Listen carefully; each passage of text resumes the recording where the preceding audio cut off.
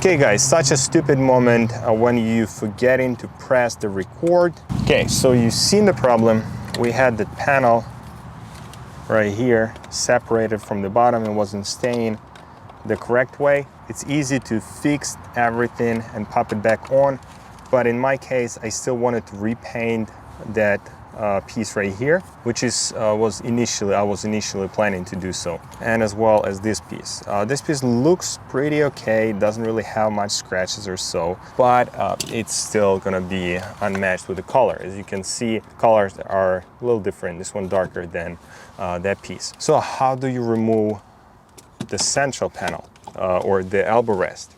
That's a good question. What you want to do is basically pry it from the front, get the pin tool, fish it underneath, pry it from the front, and that will reveal the buttons, the console.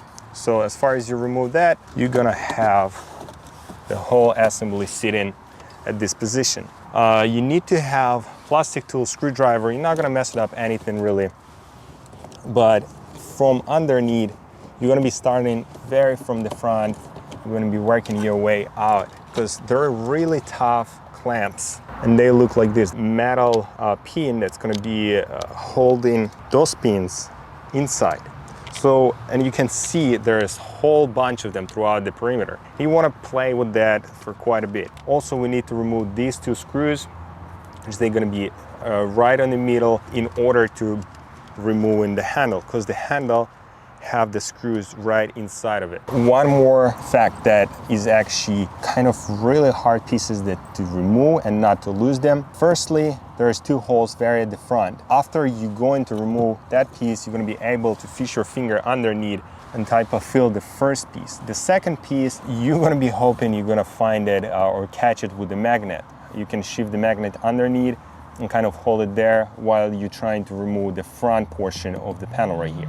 If not, you're gonna need to remove that screw right here, which is T20, and pop the bottom pins. In that case, whenever those pieces gonna fall after you remove that portion right here, you're gonna be able to catch them.